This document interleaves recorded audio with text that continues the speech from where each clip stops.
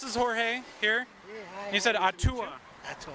Yeah. Okay, we can't get the shoes in the shot, but I have to ask, you have shoes with toes. What's the motivation behind that? We have a client that has shoes like this, so I wanted them.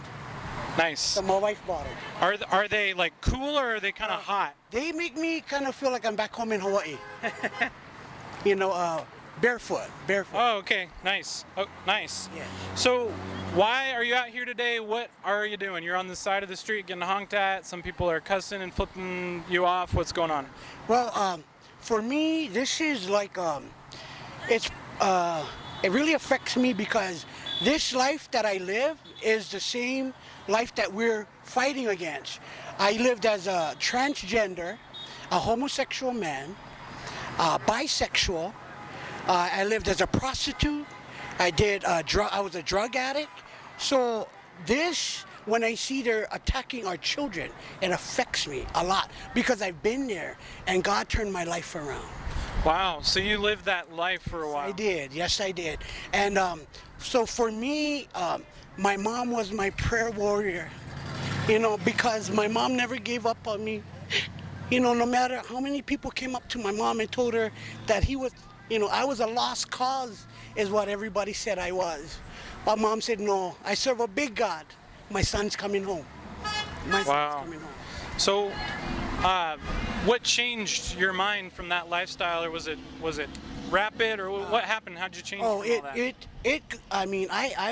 I sparrowed so far, but I would always continually talk with my mom, almost like every day or once a week, and so mom would always pray for me. I would tell her stop praying because it's not happening, but she continued to pray for me. My dad was another story. My dad was like, you out of here, buddy, you out of here. Wow. So you said you lived as a transgender. What did that mean to you? I mean, we don't need all the personal details, but what made you decide to live that way, and what did that mean? Can you show that to the camera? That was me. So I had took hormones. I had breasts. I lived as a woman, and for I want to say 13 years. But I thought I was doing the right thing. I always felt like God made a mistake in my life. I always felt like I had to correct something that God had done. But God don't make mistakes. He knows what He's doing. But the life that I live, for me, it's not like I'm proud of what I did, but I'm glad that God can take what I did and turn it around and say to those that are going through what I've been through, that there is hope, and Jesus is hope. Jesus is the only hope. Wow. So how many years did you live that life?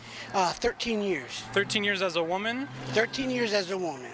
Wow. I'm 56 now, but I am telling you the best news. My wife, we celebrated 22 years of marriage. Awesome. 22 years on July 8th. My wife, we got married, and she's the best. Second best thing that ever happened to me. Very cool. So a lot of people say that transitioning, to the opposite gender or whatever, they say that is going to bring, peace, like they have this inner turmoil. So when you were living as a woman, did you think did that have an effect? Did you feel happier from how you were before when you had that kind of dysphoric type feeling? Well, I think what it is, I got into drugs, and when I'm saying drugs, like heavy drugs. And so the whole time that I lived as a woman, it was to pay for my drug habits. So everything that I did was to pay for my drug habits. And so there was not a day that I was sober. And if I did, I would kind of like just sleep on the street. I would sleep in the streets, sleep at park. I wasn't homeless. I could have gone home, but because I wanted to live this life that I felt I was so right, and I was determined to live. And so that's what happened to me until I just knew every day. My mom would always tell me, she said, son, come to church. And for me, that was like the last place I want to be in, is in church, because I felt like I didn't feel the love. I felt like that's not where I need to be right now.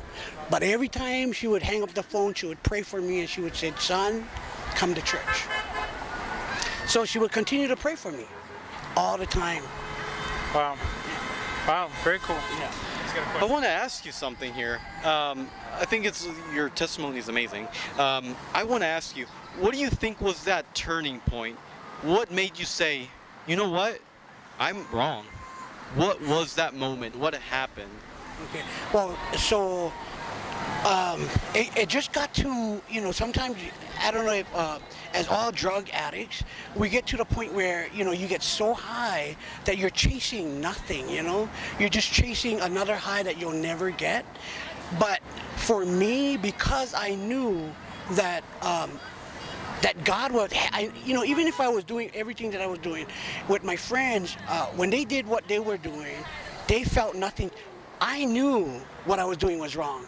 I knew I was living in sin, that the Bible said the wages of sin is death, but the free gift of God is eternal life through Jesus Christ. I knew that, but I continued on. So the conviction kept louder and louder and louder, until finally I said yes to my mom. I said, "Mom, I'm going to come to church, but as I want to come. I want to come like how I want to come. Don't tell me to dress or to look." And so And what did she say to that? she said, "Come." She said, "Just come." So I did, and I went on Sunday. I went to church, and I walked, and the pastor's wife always sits in the front, and so I went up, and you can hear whispers like, "That's the pastor's son," "That's the pastor's son." And so I could easily just turn around and walk out the door, but I said no. So I sat by my mom, and my mom was praying. She opened her eyes, she looked at me, and she didn't say one word. "Why you look like that? Why you dressed like that? Why?" She looked at me, she said, "You made it." She said, "You made it, son." And it was that right there, that love of God that I saw in my mom. And it's that love that, it didn't matter where I was, how I was living, but he reached down there and he said, "No, I love you. I want you home." And so right there, I felt like this is more. But I was still wanting to live my life. I didn't want to give everything. I wanted to come, okay. I said, "I'm going to go to church, but I'm going to come my way. I'm going to do it my way." But, every day was like God saying, "No, I want all of you or none of you." So one day I decided I was going to go to cut off all my hair, turn my life around. So the night before, I asked the Lord, I said, "Lord, I am so confused, but I want to give my life to you. And I ask you, Lord, help me to be the man that you called me to be, and I will serve you for the rest of my life." So the next day I went and I cut off all my hair. My mom was in the car. I came out of the barbershop and she looked at me and she said, "Son, God answered Mommy's prayers." And I said, "Mom, what do you mean?" She said, "People would tell me he's a lost cause," but my mom said, "No, I serve a big God. One day my son is coming home, and here I am. I was lost, but now I'm found. I was blind, and now I see." Wow. So tomorrow we're gonna be at the Pride Parade. We're gonna be asking some questions. If we, come across some kids, I don't know. I guess I'd probably have to have parental permission or something to record kids. But even if it's not on video, if I just happen to have a conversation, with some 15-year-old kid that's considering, coming to the children's hospital and getting surgery, what would you have to say to them, or what would you ask them? Well, I would say to them, it doesn't matter, what, for me, sometimes we feel that to get an operation will bring you happiness. To do, this full change will bring you happiness. I have a lot of friends. I live in this lifestyle for so many years. So I have trans that have operations and they regret. Some of them killed themselves. They just shot themselves, and so some of them would tell me, I don't know if I can say this on Sure, say whatever you want. Okay, cool. So a lot of them, they would have operations, but it's like it's gone. There's nothing there. It's just for the women, a man changing his thing to become a woman, and then for like a woman coming up. As a man, they have to inject themselves to get an erection. I mean, for me, I'm as someone that experienced and have seen that, it doesn't bring you joy. So for me, I feel like telling the children the truth. Jesus said, "I am the way, the truth." There is no other way. I am the way, the truth, and the life. So if we don't tell the truth, Jesus is the only way, then we can't reach the children. The thing I have to say this about Pastor Hank Kuhneman, I love him. My wife and I, we love him. My mom, I love my mom. She was raw. My dad was like, you're gonna live that lifestyle. You ain't coming in here. You're gonna, that's hell is your home. I mean, he would preach about it, and he would tell me, he said, "You know what, son? I'm sorry, but I have to tell them the truth. I can't hold back, because if I don't tell them the truth, it's gonna fall on me." And so I like that. You have to be blunt. You have to let people know. You have to let the Bible, like I said, the Bible is the wages of sin is death. So I think, but there is a loving way, but truth. Telling them with the truth. That seems to be the theme we're coming across when I ask people, what would you tell the folks down at the Pride Parade that we're going to tomorrow? They keep saying Jesus. Yes. Yeah, he said, "I am the way, the truth, and the life. No man cometh unto the Father but by me. There is no other way, but only through Jesus Christ." Oh, very cool. I only have 2 last questions for you. First of all, your mom sounds like an amazing woman. She sounds pretty cool. Yes, she does. Sounds great. One of them, let's talk about parents. I mean, you mentioned your father was a little bit on the other end of the spectrum and whatnot. Do you think if people who want to be transgender, mostly like teenagers and children, if they had someone like your mother, do you think that would make a bigger impact over maybe having parents that are, get out of my house, I don't want to see you ever again until you change your lifestyle? Well, I'm glad you asked me that, because my wife and I, we have a hair salon back home in Washington, so I share my testimony with my clients, and so they would tell me about their children, they would tell me about their nephew, their niece, and they would always ask me, what do I do, how can I, hearing your testimony is amazing, but I would just tell them, just love them. You love them and you pray. You get on your knees and pray. And like what Pastor was saying, if you don't know what to say, speak in tongue. Let the Lord know that, Lord, I want his life. I want him to turn his life around. And I'm so grateful too to my parents, because growing up in the church, they dedicated us. So I truly believe that the hand of God, yes, I made a lot of mistakes, but the hand of God was still upon me. It didn't matter where I was, he was still there with me, Awesome. No, thank you. And the final question, you were mentioning that inside you knew there was conviction, there was something wrong, yet you still desired to do those things. Do you believe that these other transgenders, or people considering transgenderism, are people that know that it's wrong but they still want to do so? Or do you really think there are some that are just so lost and really think this is right? Yeah, like you said, both. There's 2 different people that some, they believe that this is how they were born. And they would always tell me that I was born that way. No, you were not. You were not born that way. If you were born that way, we would have been still living in life. But no, we were not born. God created a man. He created a woman. So what I want to say to all of those kids that are growing up and thinking that they need to live in this lifestyle, for me, just an encouragement, it's not worth it. It's not worth it. The Bible says, what profit a man if he gains the whole world and loses his soul? This life, this body, this is just temporary. We have a life, everlasting life. And so for me, I would just encourage, brothers and sisters in Christ that, hey, pray about it. Tell your parents about it, and they can also pray about, what's going on, how you feeling, because it's always, that's where the enemy comes, it's right here. And the Bible says, don't be conformed to the world, but be transformed by the renewing of your mind.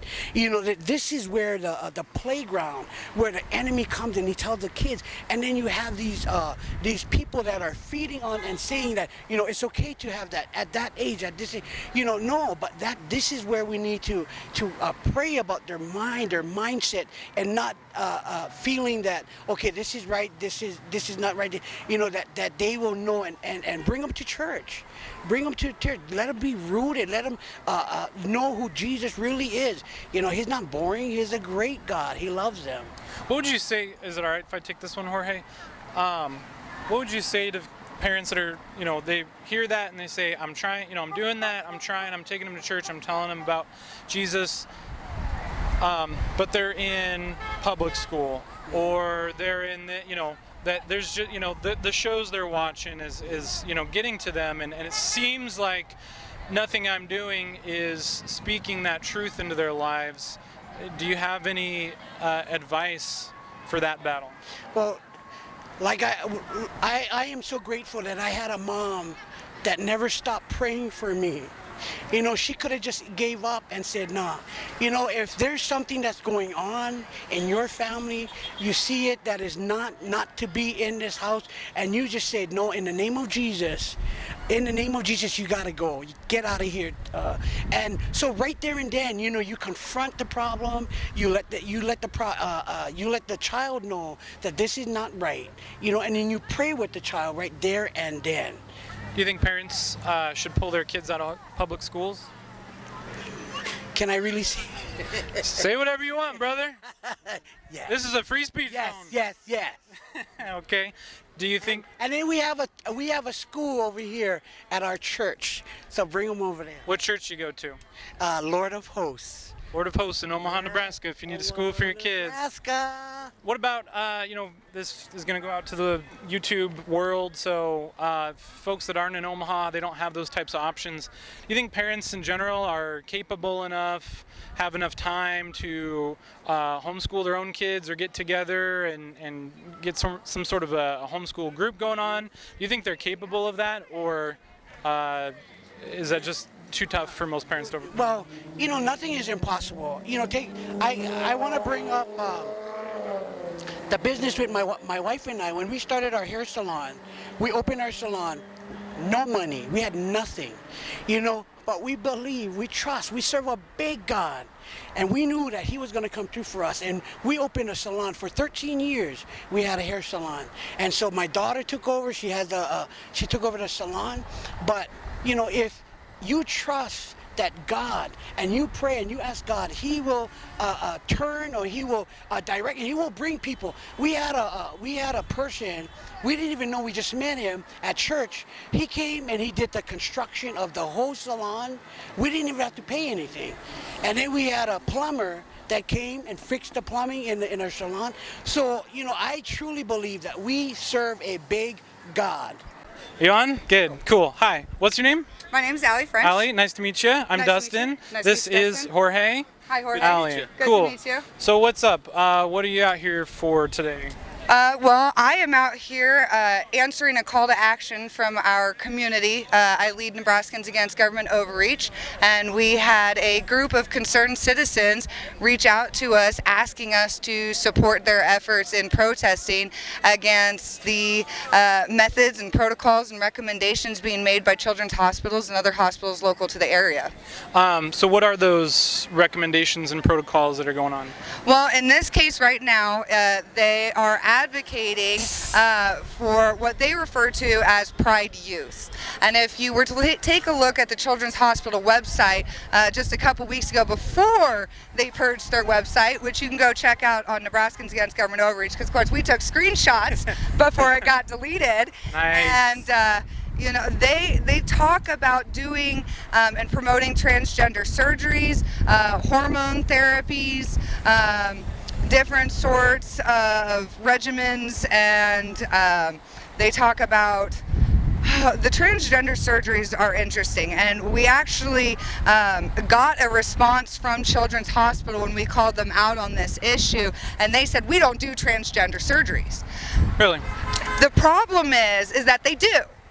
First of all, they had it on their website that they do breast tucks, so they'll eliminate breasts. But when it comes to removal of genitalia, yes, they don't do the cutting and the slicing and the dicing in this building. They send them over to UNMC. Okay. So So why aren't we at UNMC? Well, we have been at UNMC. UNMC, it has absolutely been a place that we've protested in the past. We've talked about their participation with the Communist Chinese Party. They've actually been partnered with them since the late 80s, early 90s. And that's why they have a sister hospital right outside Wuhan, China. And when you have a building in China, you are required to have CCP representation on your board. Wow. It's why. So is that very common for American hospitals or medical centers, as far as you know? Some more than others. UNMC prides themselves in their partnership with China. In fact, they often bring nationalist doctors over to UNMC to work here on occasion. And in 2020, following the mask mandates that came down in Omaha, there was actually a Chinese doctor that was arrested by the FBI here in Omaha. What for? They never said. They told us they'd come back with a report, and it never happened. Okay. So we said we'd talk about preferred pronouns. Yeah. Should they be legally mandated? They shouldn't be legally mandated. Nothing should be mandated. Mandates are... Nothing? Nothing should be mandated. What if I killed him? Well, that's not a mandate. That's a law. Mandates are Oh, okay. not laws. Should we make it a law that you have to use people's preferred pronouns? No. Why not? Because people can grow a pair. A pair of what? No, I'm just kidding. Right? Just kidding. No, Well, what about seriously. they say, well, it's violence. I mean, like, if you call someone something they're not, that hurts and it sucks and it makes it hard to live. So don't we generally make things like that illegal or not? You know what's amazing about this country? We have the right to be stupid, and we also have the right not to care. And the fact of the matter is, if people want to go and be weird and have differences, they have all right to do so. Go do that with your friends, whatever. If somebody says he and you want to be she, then tell them, and they might say, I'm sorry, my bad. But the fact of the matter is, we don't get to mandate niceness. We don't get to mandate kindness. Some people are jerks. Unfortunately. That person just said F you. They weren't very nice. Right? They weren't very nice. And the thing is, we can be respectful. We can be kind. But we don't get to mandate it. We don't get to make it a law. And people have to remember that we are only responsible for the reactions of ourselves. I unfortunately can't make you feel or do anything. That is entirely your decision. But isn't it violence to call me something I don't want to be called? I don't know. Do you feel harmed if I called you a tomato? That's I mean, that's the claim is Right? you call me a tomato enough times and it's going to be violent. I guess is the claim. That sounds like bullying. So we're outlawing bullying. But the problem with that is that it's only bullying when one side of the equation deems so. I can remember when we were at Papillion La Vista High School standing up for the children against the mask mandates, and we had a couple of students that just of their own volition came over and joined us. They were so very grateful to have adults from their community standing up for them against the mask mandates.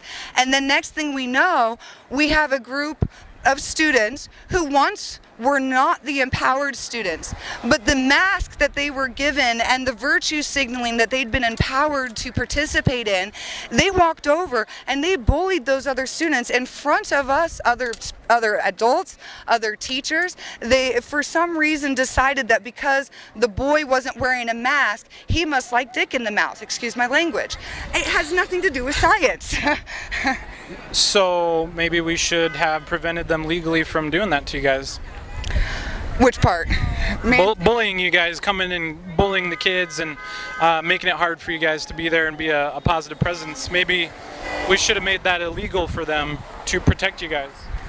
Well, I'm gonna move this walker because I don't know what's going on here. we are kind of shifting, aren't we?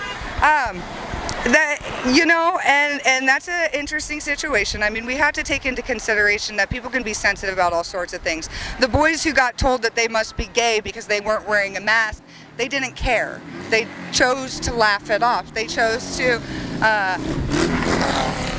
ignore the inciting behavior of the individuals who, for one reason or another, thought they were on a higher moral ground. And the only reason that they felt that way is because they had been indoctrinated by their schools and the media to do so. Wouldn't it make the world a better place if it was illegal for them to come and say, you guys are gay? I mean, it'd make the world a nicer place. Maybe we should do that? Well, okay, let's take a real life example. Children's Hospital, okay? They actually have a rule that if the staff does not ask a patient their preferred pronoun, they will be written up. Does that sound fair? Is that eliminating bullying? What about the patients who get offended for being asked? Isn't that still now an issue? So how can we force people to do something if I'm going to be offended if you ask me? Would you please just assume when I am, and we'll go from there. If you get it wrong, I'm just going to ignore it. I have had people assume that I'm a dude over the phone or over email or whatnot because I come across assertive. Right? A little bit. A little but bit. Since you're in person, I wouldn't confuse you for a dude. In person, you wouldn't confuse me, but the fact of the matter is, I choose not to let it bother me if somebody does get it wrong. I have lots of women who spell my name wrong. Some people get very offended if you spell their name wrong. Yeah, they do. Well, that kind of starts to answer my next question. I was going to ask, what do we do about bullying if we can't make it illegal? We do what we've been doing, and we teach the golden rule. Do unto others as you would do to yourself. Teach people to be respectful. Teach people to be kind, but you don't get to force it. And when people are rude and mean, it's like I tell my son, okay? If you constantly beat up your friends aren't going to want to play with you anymore. Well, guess what? Society has the same obligation. And if there are individuals and people and entities that are participating in activities or saying things that society doesn't agree is morally just, then they will feel the pressure from that. They will suffer the consequences. Society has that ability. It's not the government's job to protect us. Society can handle curbing the direction that we want to go. Yeah, as you were talking, I was thinking about asking whether you think it sort of seems like almost like we're getting to a point where we feel like we need to make everything that's bad illegal, like legalizing morality almost. Is that? Yes, you're actually totally spot on. That's what they're doing, and we see this all the time. They've decided, much of our government has decided that if it's not explicitly written, then it doesn't exist, that there is no protection, which isn't actually the case. Our Constitution grants us much broader protections than they would like to admit to, but we have watered them down with over 3,000 pages of analysis and interpretation that we can now utilize the way that our Constitution and laws are written. We see it all the time in the courtroom. You can take 5 people and they'll all interpret it differently.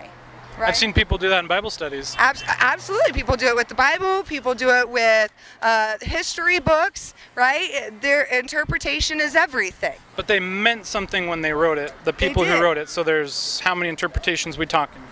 Oh, well, it depends. Real interpretations of. So if you look at our government today, they are operating under a constitution that is over 3,000 pages, including the interpretations, analysis, and Supreme Court rulings. You know a lot about this stuff. I don't. I do. Nice. I'm glad we have you. So, but if you take a look, there's also, when we patriots talk about the Constitution, we're typically talking about a document that's only 34 pages long. However, the amended Constitution, which is what our government argues in the courtroom, is typically about 94 pages is what they typically print out in the little booklets. So the fact of the matter is, it depends on who you're talking to, what we're dealing with. So do you think there's at all and I don't mean to lead you with my questions. These are just thoughts that are coming up. So it's not so much a question, just give me your thoughts on what I'm about to say. So do Do you think part of this whole, we're taking where it's not everything that ought to be the case, we want to have it come out of laws. Do you think that might be a result of we're getting less spiritual or less religious as a society, and so when you become sort of detached from God, from the Bible, from whatever, where do you go? It's like, well, gosh, I guess it should be illegal if it's, I don't have really a morality now, so I suppose I just need to have things to be in the law. Is there anything to that, do you think? So you want to know something really amazing about our country? We have a Declaration of Independence. And in our Declaration of Independence, the entire meaning of the document was actually to grant us our sovereignty, our freedoms. And they recognized that we have two types of freedoms and that they were granted to us by God. And that when Jesus sacrificed his son, when Jesus was sacrificed, his son was sacrificed. We've heard that before from other people. Okay, that he granted us, he made it so that he could inscribe his laws on each of our own hearts. And that was actually the purpose of the Declaration of Independence, was that each man, every man, is governed by God and not by other man. And so that is actually where our freedom of religion and our right to conscience comes from. And it's why we don't need the laws that we need. And if we have our faith, if we are guided by God, if we allow God to write his laws on our hearts, then the government doesn't need to interfere. Are you a Christian? I am. Have you read the Bible or the Constitution more? Be honest. Constitution. Somehow I got the feeling. More recently. It is shorter. More recently. So. I've definitely said, well, it's not shorter. When you get to the interpretations, analysis, and Supreme Court rulings, they're probably about the same. Have you read all those? I've read most of them. Who are you? I've also. I just want to say I don't think I've even read the original Constitution or any of the additional amendments. So. You could knock the Constitution out in the morning and the amendments out the next morning. I've also read the entire Nebraska state constitution and most of our statutory codes. Wow, Yeah. very cool. Yes. Did you have something else, or you're just I'm just amazed at the amount of stuff that I'm learning about the Constitution and whatnot. So. Yeah, this is a smart chick. So do you think, this is kind of our big question that's on our minds, we haven't asked it much yet. Can the Bible and the LGBT plus movement be reconciled, do you think? As in, can you kind of hold them both in your head at the same time? So, and yes and no. So here's the thing. It's a sin. What the acts that they participate in is a sin. That is a fact. But Jesus also hangs out with sinners. He hung out with whores and he hung out with criminals and he sat down and he broke bread with them, and he didn't judge them. He led them to Christ through talking about showing them that this is the way that you want your life to be. And that's actually, honestly, what we spend a vast majority of our time doing as we raise awareness, whether it be against the sexualization of the children in our communities, whether it be against medical mandates. We have... Oh, I lost my train of thought. Where was I going with that? Well, you said it's yes, it can be reconciled, and no, it can be reconciled. I feel like I heard the no part. And the yes part is? And the yes part is that by going and speaking and being around anybody and everybody, showing them that a life in faith in Jesus Christ is a happy one, is a good one, is one that maybe they want for themselves. And oftentimes, and I know that we've heard testimony from others, many of them are brought into this movement or that agenda because of friends, or because of social media, or because of news media, or whatever it may be. And it wasn't because of their own personal beliefs and faith. And I do believe that we do get to be friends, we do get to be in each other's lives, and that it's the responsibility of Christians to stand up and support them moving in and out of faith, but moving into a Christian faith. So you can support the people, but do you think you can support the ideology? Like, I believe, the LGBT plus ideology, transitioning is a viable option, homosexual lifestyle, nothing is wrong with that. Can you hold all of that stuff in your head and all of the biblical claims in your head at the same time? Is that? So, yes, because of the fact that we have a constitution that grants people the right to be stupid. Unfortunately, they have the right to be stupid. And we have an obligation as Christians to help curb society to be better. They do have a right to do it. It's weird. I don't agree with it. I think that it's immoral. But is it contradictory, do you think, the biblical claims and the LGBT claims? In which manner? Can you give me an example? So like you said, I was saying, like, can you hold everything the Bible claims in your head and everything that the LGBT movement claims in your head at the same time? And you were kind of saying, it sounded like you're saying, well, you can, like, legally you have the right to, but Right. Is that, like, can you actually logically combine those, do you think? I mean, because some people, yes, but I want to see what you think. I mean, no, you can't. Their position isn't one that is of a Christian faith. Okay, so Okay. they don't go together. Okay. Legally, lawfully, constitutionally, in this country, they have the right to Sure. pretend to be both. Sure. Okay, got it. Okay. And are you sure the Bible said, where does it say, do you know, that you can't do the LGBT stuff? Well, God grants us free will. You absolutely can do it, but that doesn't. Right, but where does it say you shouldn't, do you know? No. It's because you read the Constitution too much. Because I read the Constitution too much. All right. You got something? Yeah, no, final question. I mean, what do you say to people then they come at you and say, you know what, doesn't God tell you not to judge? You should not judge. Why are you judging us when we have the freedom? What do you say to those people? Judgment and not condoning something are two different things. Okay? I don't have to judge somebody, and I can still tell them that what they're doing is wrong or unsafe, not the best choice. That's not judgment.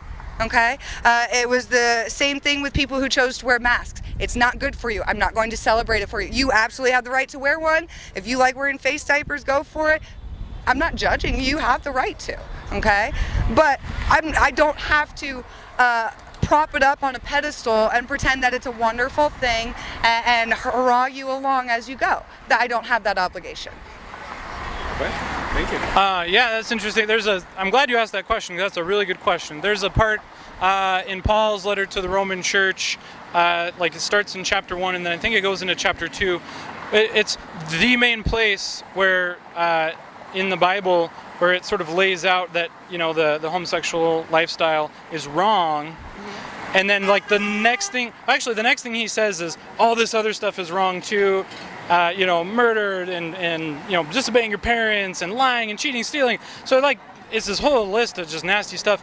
And then like the next thing he says to his audience, he's writing to the church in Rome, he says, and who are you to judge? You guys do the same stuff. So it's like the very next thing he says. So it's kind of a weird response to be like, well, you shouldn't judge. Like I agree. The guy where I'm getting this information about LGBT and how to kind of take it agrees with you. So I don't know. Yeah, I mean, really, it's not judgment. You are allowed to tell somebody that you don't agree with them and not be judging. I think I might agree with you. Okay, so tomorrow we're going to the Pride Festival, Pride Parade. You going?